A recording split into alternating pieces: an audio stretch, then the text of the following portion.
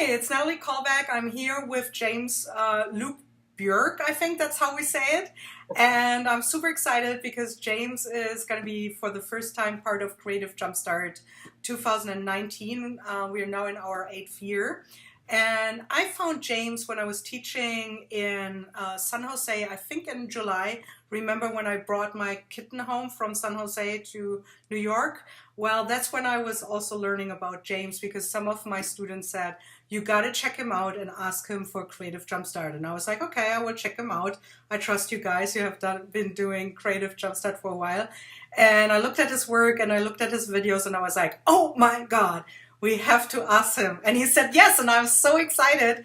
And his video, I mean, I love all the videos that I got, but it's like, I love it. So welcome, James.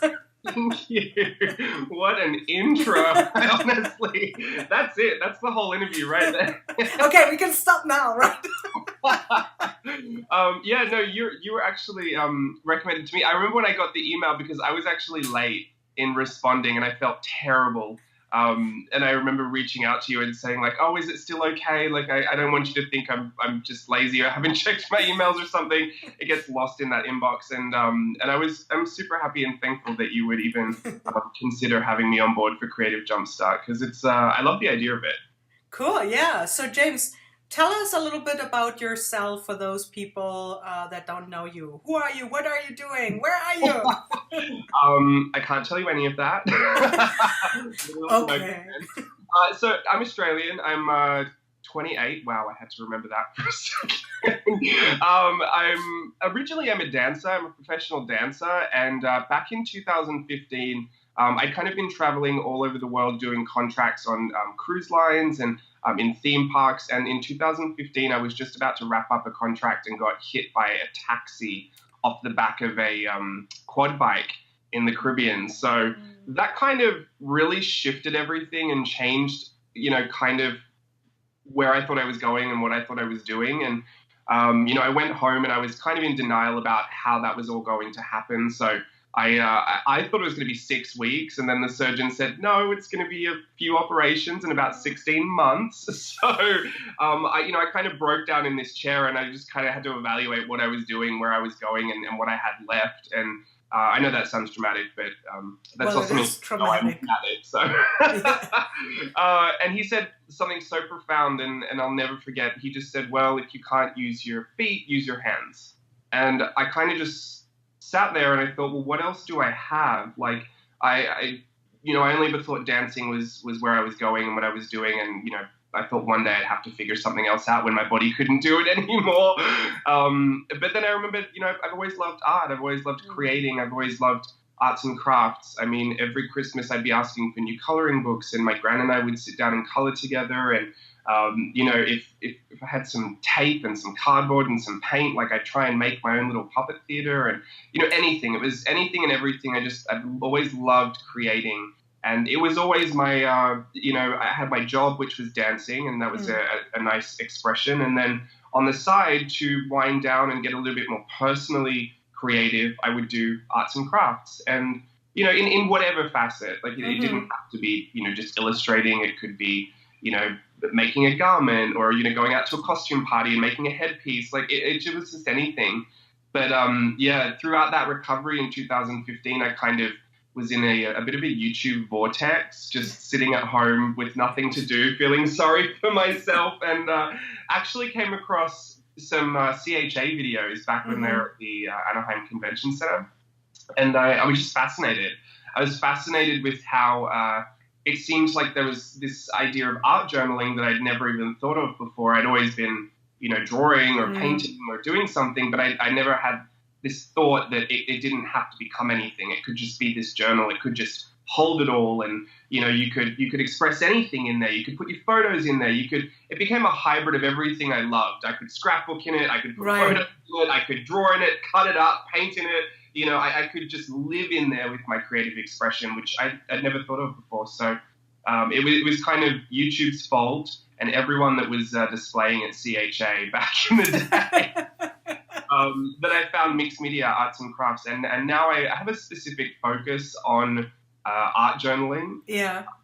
and illustration, but I never keep myself limited. If I feel like going to style a photo shoot one day, that's what I feel like doing, and that's how I'm going to go and find that kind of creative expression. But I think a lot of the art that I was always interested in was grounded in fashion, because before I thought I was going to be a dancer, I thought my backup career would be a fashion designer. Equally as competitive. You like that, huh? Yeah. All simple stuff. Yeah. Yes. I threw myself into the lion's den. But I actually thought I was going to be a fashion designer, and I had studied and applied for fashion school and got accepted, and kind of deferred to go and dance and work for a little bit. And I've always had such a passion for that. And I think a lot of my work stems from what I learned in fashion illustration.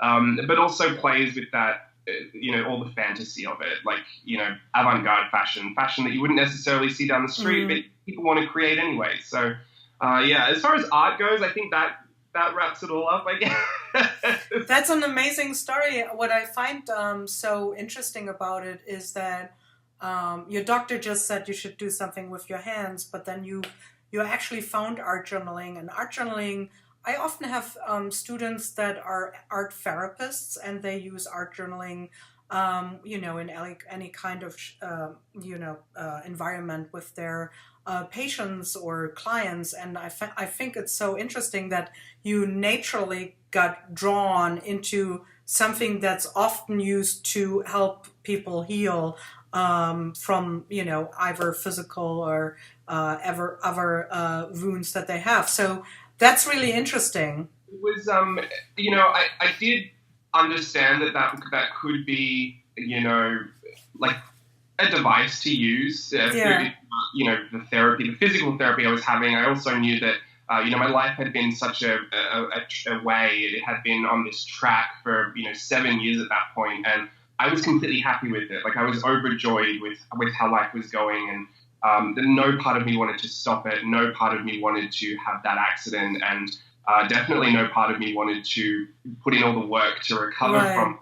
As physically demanding as it is, it's also it was just mentally challenging to know that your life was so different. I was traveling and I was dancing and I had friends everywhere, and it was just a big fun party for so long. And then I go home, and I was lucky enough to move back in with my family back in Australia, and I lived out on a property. It's super quiet.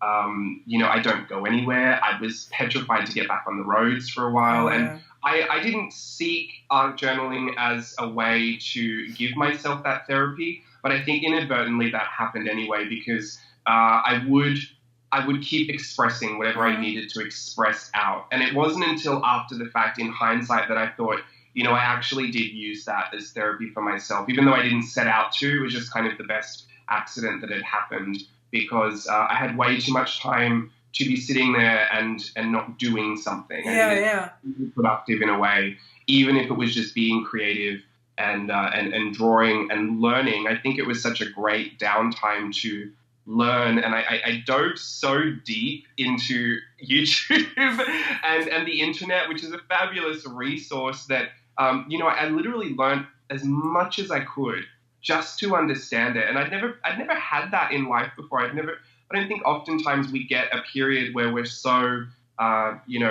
we've got so much time on our hands that we get to dive so deep into something. And it was then that I actually found community in that. I was missing all my friends, and I was missing that whole lifestyle, but then I had access to new communities that were engaging in this creativity, and they wanted to show you what they were doing, and they wanted to see what you were doing, and they want to share products, and then we all started seeing each other. We're all broke. So it was such a great way to even connect with people. And I think I do see such a great value in using art journaling as a tool for therapy, because I accidentally did it, and I it's not like that made everything easier, but it definitely, like, I didn't hit bouts of depression through that period. I didn't feel hopeless through that period. I actually feel like, in hindsight, it kind of just zoomed by, and I recovered well. Like, that's not everyone's story, but that's mine. And I just, I do feel like there's great value in art journaling for that. But for the most part, nowadays I try to keep things separate. So I still do a lot of art journaling that's very personal, but I have to do things off camera. Yeah. I have to do things in journals that no one will see because I'll lose my whole career if someone reads that. There's a very personal... That's what I actually wanted to ask you because, I wanted to ask you if you actually journal a lot, because the way how I art journal, and some of that is... I do that to not like a super therapy, but I think about things might not go well or they go well or whatever, and I do a spread. But because I'm also so public and open about it, I usually do not journal in my art journal. Yeah. It's basically everything that I feel or that I think is in the choice of colors or techniques or the thing that I sketch. And then I might use a quote that can be read any way you want, but might have something in a way to do with what I was thinking. And it's like an art journaling without the journaling in a way. Yeah. So how about you? Yeah, I mean, look, sometimes I do the same thing. I'll if it is a bit more public, I will reference something. I'll give a subtle hint so that I would know what that means. But obviously there's a bit of a filter there. There's a bit of a screen. But I do have to keep a lot of it separate, because I think even when I approach, tutorials or just sharing online or, Instagram spreads, I'm a very real person, and there's 360 degrees of how I am and how I operate. Mm. And I don't necessarily think it's always a good thing to put everything out there. Exactly. Because it makes things a lot harder to process that aren't fully processed yet, that are still, being worked through. I'm of the general opinion that, anything that is a bit more deep and personal that I would like to share, I have to be on the other side of it to share that, so that I'm not bringing people into that dark space I might be in. I want to be able to shed the light on something that might be particularly dark or might have given me such a heavy period in my life. So I think I do keep that very separate, just because, you don't want to muddy up the process as far as working through all of that. And if I can leave someone with breakthrough or success or outcome or resolution, I think it's a lot better to leave them with that than, heaping it on them and saying, well, we'll see. Right. To me, I feel a sense of responsibility to not do that, just because of my own personal opinions. But I think we all go about it a different way, and I think it's not necessarily wrong or right. Yeah. And I respect everyone for how they approach sharing that, because some people do need to share a bit more of that person. Right. To connect to other people. And, I think everyone's out there for a different reason, and I think everyone's got a completely different story to tell and has a different impact on different people. So, I think that's very validating for everybody. But as far as, the personal journaling, there are some things that have to stay off camera. Also working off camera as well. Yeah. There's a big temptation when you're doing content creation to do everything, I'm just going to sit here for 10 minutes. Like, I'll just turn on the camera. It's, I still, even more so than like keeping my personal stuff, personal, I actually have a hard time just saying no. Right. Just sit down and learn something. Don't turn the camera on. Just do it because, you enjoy it and you want to do it, because you feel a little guilty. You've got videos that you could be making out of that. You've got other people you could be helping through that. But, I do need a lot of time to, I just call it my off-camera time, my me time, just to remind myself that before this was a business, it was a passion, and it was, a creative outlet for me. It was an expression, and not everything needs to be shown. No one. I agree. Yeah, I think that's important too. I mean, right now I don't create a lot that I actually. Well, first of all, I don't have much time at this time of the year, as a lot of us can relate. But also, I don't show everything that I do, because I go through the same thing. I'm like, I don't want to clean up. I don't want to even care about if it looks good or not. I just need to slap some paint onto something so that I stay sane.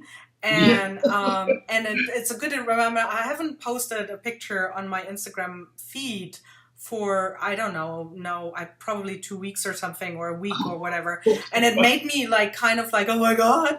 But then I'm like, that's That's cool. That's cool. Calm down, you know. It's Yeah. uh it's okay. It's the joy of missing out. I learned Jomo. I like Jomo. It's fine. I can live with I that. think anyone that knows me watching this is going to laugh because I'm the complete opposite. I have such FOMO. I am always afraid I'm going to miss out on something. You need some Jomo. I do. I need to switch that whole thing up. I'm going to have to try and work on that. Look, I think there's I think with anything that you make in a business, I think with anything that, was once just, simple and easy and just approach it and then come away from it. There's no pressure there. Right. I think anything that you start to make a business, you're going to start having a different mindset about it. And, especially if it pays your bills, if it keeps the roof over your Right. head, the lights on in your studio, you're going to have to make sacrifices in some areas. And for the longest time, I think I just mentioned this always, that I was struggling to always consider how I was going to do that. And I eventually start hitting a wall because, I'm not filling up any part of my cup to be able to overflow to everybody. There's nothing so, there's nothing so full in me that I'm excited to even share it at that point. So I really, it seemed counterintuitive and it seemed counterproductive, but I had to just turn the camera off and say, you know what, tonight is not it. Like, sit down, put on some YouTube, watch someone do something, try a different drawing style, grab a paint that you haven't used in a while and just see what happens. And I'm telling you, 10 times out of 10, it always made me so excited to turn the camera on the next day and say, this is what I learned, this is what I enjoyed, like, let's do this. And yeah, it always, to this day, it still seems counterproductive, but I schedule it in and I'm very committed to it because I have seen some success with it. But I think there's always going to be a passion there, and I think you have to allow some space and some room for that when you're, I think it's weird because I have this duality as well. Having been a dancer for so long and having arts and crafts as my wind down time, dance was my job. And for so long, I loved that as a passion. Suddenly I started to, I've been through this whole process before. I've watched myself start seeing dance very differently. I've watched myself make decisions about my dancing based on dollar signs and some regrettable decisions that I've made because of that.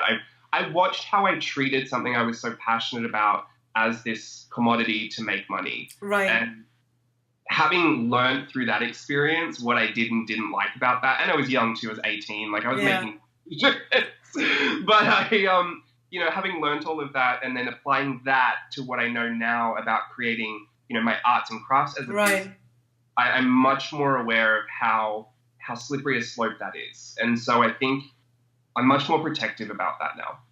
That makes total sense, and I can totally relate to that too. As you mentioned, that one of the questions that I had for you on my list was, so how do you think that your experiences as a dancer kind of like influenced your visual art making? Are there creative similarities between those two art forms, or is there something that you would say besides that that was actually one of the answers was like, I don't want to lose my passion for it, but is there anything else you would think you could point out? I mean, I don't really draw any visual similarities. Like, I don't so much draw ballerinas or anything. Sometimes it can be a little fantastical. I think what I learned from dance that I take is that, I learned a lot of discipline through dance. I've learned that sometimes it is better for, to work in a team and make others shine, because that's more important in the production to assist that person, to let them tell their story at that moment. And I think I learned a lot about storytelling through dance because we were always pulling from a personal expression to convey whatever story we were telling, even if I've never lived it. If I was dancing about a subject matter that I have never experienced, but I know what joy feels like. I know what pain feels like. I know what excitement feels like. I know all of these things, and I know that they're all in there and how to access that to show to somebody. But I think, there's an element of performance there that I think, having learned all of that at kind of a younger age, I just kind of had that ingrained in me for that whole time. And I think it does inevitably come into play when I'm doing art. But yeah, I mean, I just think as far as dance goes, I was just very disciplined about it. And I knew that I could love it all I wanted. Like, I could love it as much as anything else in the world. But if I didn't work at it, if I didn't own that craft, if I didn't practice it, if I didn't, bleed for it, sweat for it, breathe for it when I was learning it, I was only going to be as good as my best effort. And, raw talent can only take you so far before you have to start showing that behind that passion is dedication and commitment. And so I think it's the same thing about art. And I find art is actually a lot more open a spectrum, because sometimes I want to explore watercolor. Sometimes I want to explore acrylic. I've never tried oils, but, I'm curious about it, and I'm watching YouTube videos about it, kind of planting the seeds. But, how do you put all that dedication and that motivation and that commitment behind every single one of these different art forms? And, that's something I'm kind of trying to figure out. But I do know that, passion will take you very far. The rest of it is hard work. I think that's so important too. I mean, I'm not coming from such a great creative background as you do. I was a paralegal for 17 years. Oh, really? So, but I changed my career too. And what I learned in the law office is actually also that you always have to research something. You have to dig deep, and then everything is new. Like, no case is the same. You have to always, you have some experience maybe, but everything is new. Every client is new, and you have to figure it out as you go, and then you have to stay committed. And I think that's, as you like, it's not the same, but it's similar. That having had a different career, and also, I guess, like being exposed to other people and other lives and other circumstances, or like you said, like you had to get yourself into different roles. I think you're like learning this part of where you have empathy. You can create that, and you can that helps a lot with looking at art, understanding art, and also teaching art. I think it's very important.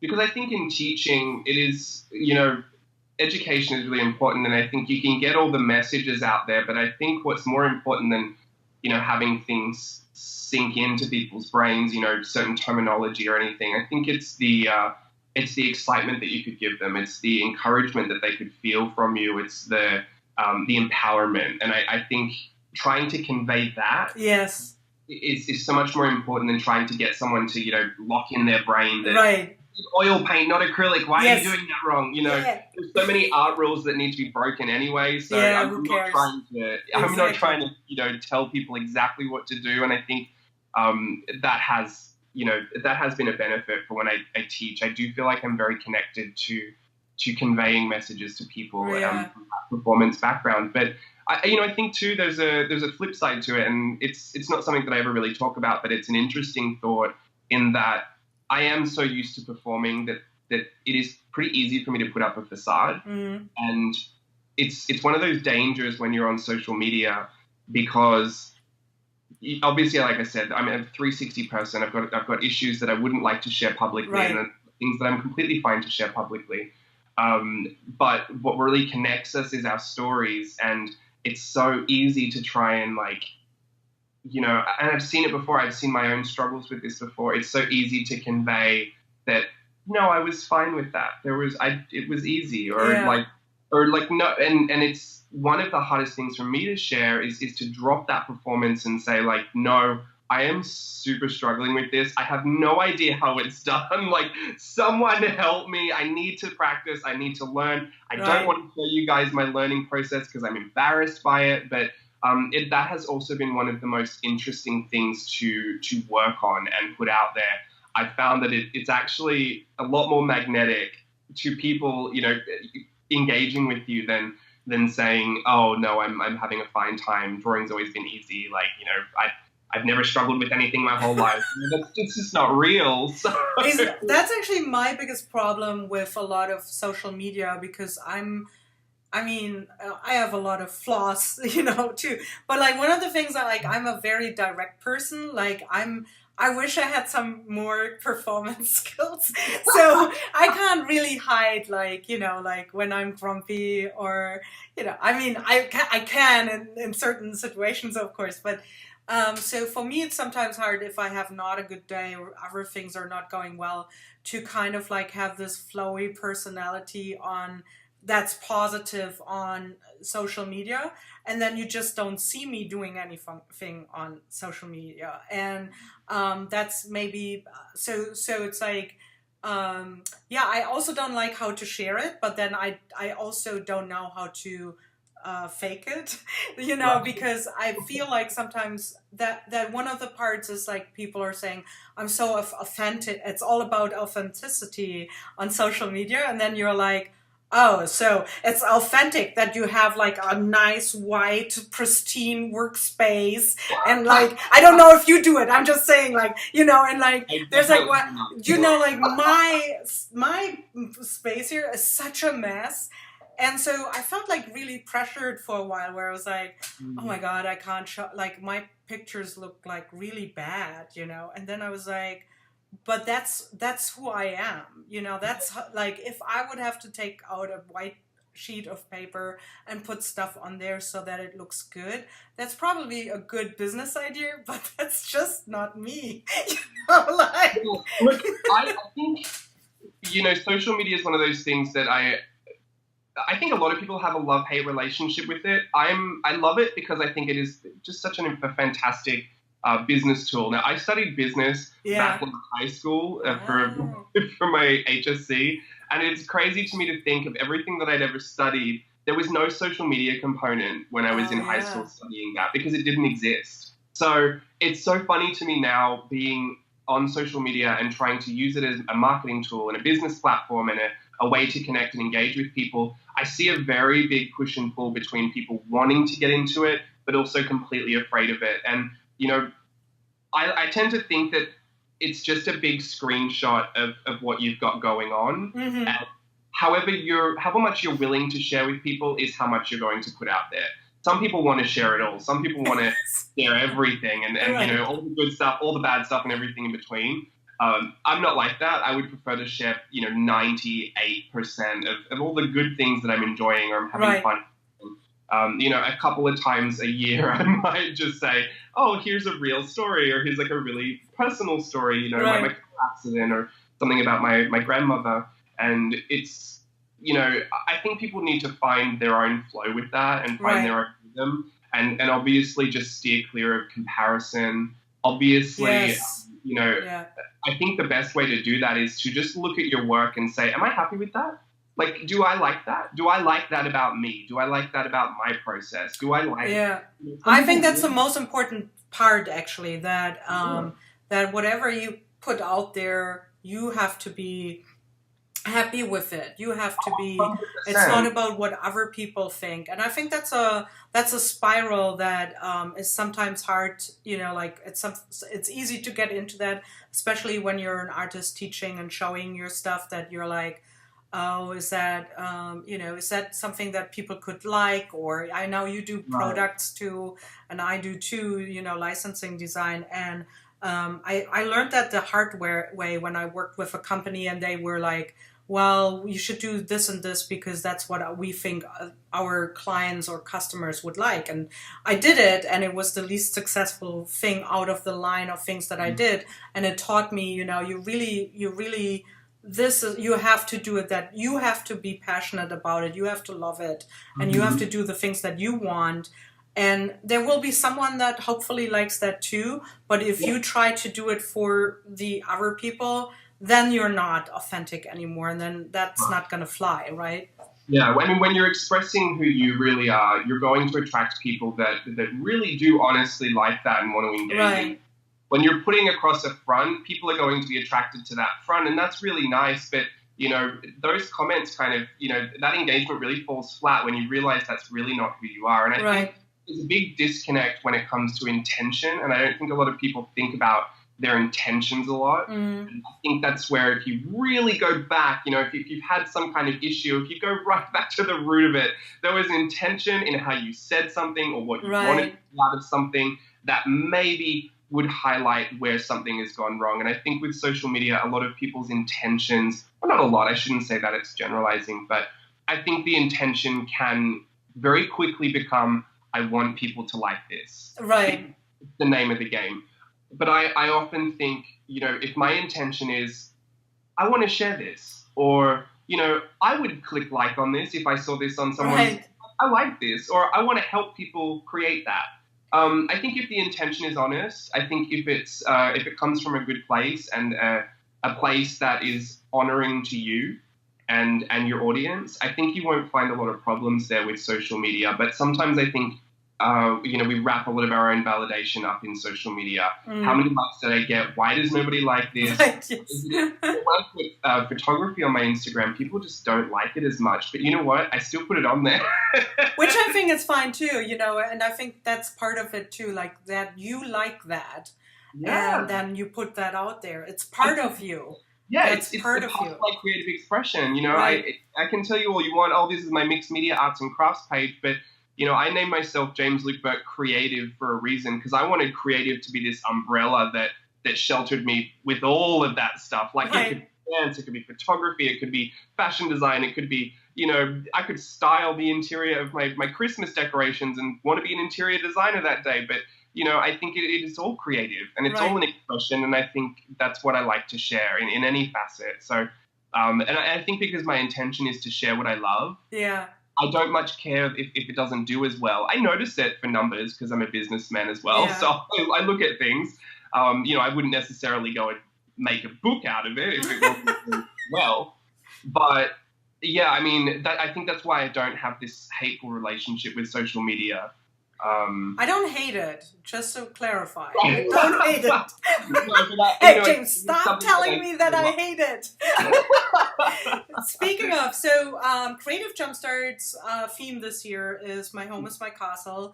And guys, I loved your video so much, where you actually tell us what home means to you. So I will not actually ask you that question on the interview, because I think you guys should just sign up and then you will know what home means to James. It's awesome. But the other thing that I wanted to know, and I find that so interesting, so I know that, like, how does your home look like? I know I see a little snippet, but what are the objects or things that you keep around that inspire you? Or maybe you're very minimalistic and you're like, I have so much in my brain, I don't need to look at anything. No, I'm more is more. And I think the things that I keep around, one thing I have to mention, because it's so funny, I've got we've got two cats. My husband and I have two cats. Bianca is a black cat, beautiful, very pristine, kind of ornamental cat, just sits by the window. And Oliver, who's we call him a trash cat because he's just a little white flame point Siamese who just runs around the house. He sleeps behind the garbage bin. Like, it's just weirdo. So I keep them around, but I think one of the things that I always need is something else in the house that's alive. Yeah. My mom always said, don't be the only living thing in a house or a room. So, and I don't have plants, so I'm really happy that we have cats, because it can get a little lonely here. Yeah. And everyone else is away, and I just have the cats. But so I keep the cats. But to keep inspired, I actually have a lot of my own artwork around the house and displayed. And I change it out. So if I'm really feeling a mood for the summer, I'll be having all of that on my wall, put stuff in frames. I've even got these menu, I think they're like menu. Oh, yeah. On my shelf. I display journal pages now, so that, even that's decorative. I don't put them all just kind of hidden all the time. I've got some Christmas pages. It's Christmas time. Put some Christmas journal up. Yeah. But I keep a lot of my own artwork around because I'm proud of it, and I really do enjoy it's a lot more personal stuff too. Like, it's not just there's not a mermaid sitting out in the kitchen, but it's our wedding invitations I illustrated, and so there's a big portrait of our wedding invitation. But Steve, my husband's also a photographer, so we've got a massive canvas print of a photo that he took in Venice. We actually both display a lot of our own creativity in the house, because it's just truly a reflection of the beauty that we see. And I think that's what you really want to live in, I guess, if you want things to be beautiful to you. So I keep a lot of that around. Specific inspiration for my my work, I usually pull for illustration or, color palettes and stuff. I use Disney coffee table books, concept art books, because I'm a bit of a Disney freak, but I love the concept books more than anything because they're full of different artists and they're full of the first thoughts, which I think are the raw, the exciting thoughts. And sometimes, I love sketches more than I love a finished piece because it's so much more real and true to the first thoughts that someone had. It's such a beautiful thing. So I keep a lot of those Disney coffee table books around for inspiration. That's interesting. Also, what you just said about sketches. I was last week. I was with my friend Kim at the Whitney, and we went to. They have an Andy Warhol exhibition right now, but they have, besides the things that every one of us knows and thinks right away, the screen printing and whatever with Andy Warhol, there were like a ton of sketches that he did. And I really, really enjoyed looking at those. It was like a lot of like hands of lovers, and it was just like it was just beautiful, and it was like such a different way to look at it. You could still see it was Andy, but it was a different way. And as you said, it was like the first thoughts or the first like. It was like raw. I love the rawness of it, and like it was actually way easier to connect to those sketches than. I mean, I love his work. I think he's he was cool, but like like the screen prints. So yeah, that's cool. So you said you started in 2015, which is actually like time wise. Not very long. What is your advice for people? Felt a lot longer. It's felt like a lot longer. Yes.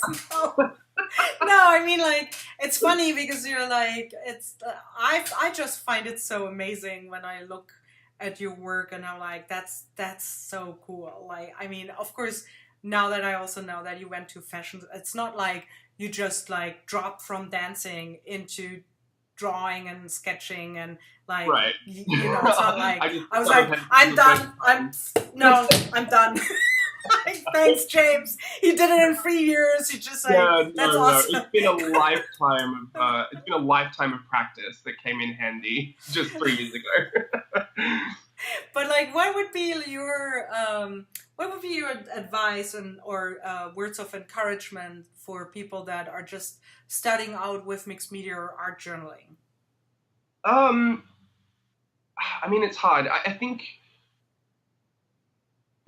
just be passionate about it, be intentional about it, be open to exploring it. I think when we start to really cloudy up this whole thought process, I try to just remember, like, be childlike, just be like a kid expresses their creativity and exercises their imagination. I mean, it's always on. Be as excited about it as a child would be. If you need to go and sit with the child and watch to get them to inspire you, I think they'd be a lot more encouraging than I could possibly pretend to be.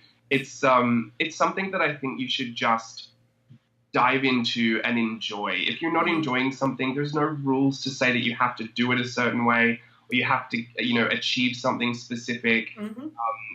The reason I struggle to give advice is because I think so much of it is on the business end now. That to me, I think if you want to pick up some pens and paints, then you should just do that. Like just pick them up, see what you can do with them. If you want to do something different, follow that passion.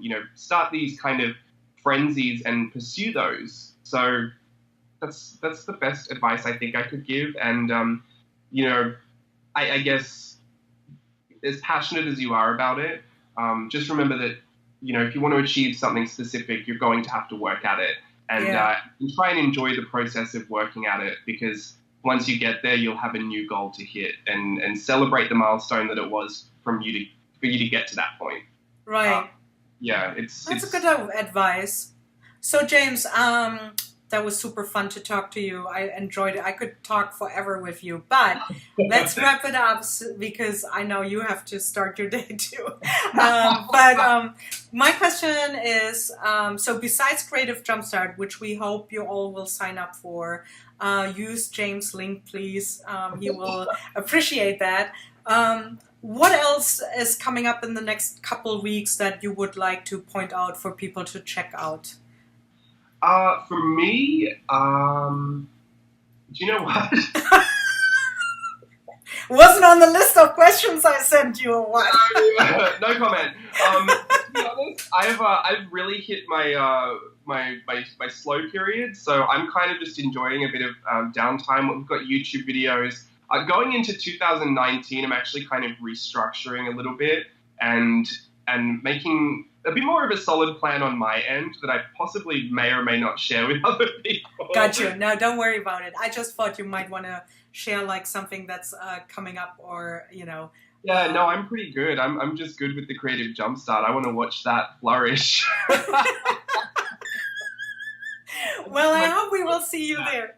And thank you so much, James. I'm super excited to have you, and it was a pleasure to talk to you. See you soon. Bye.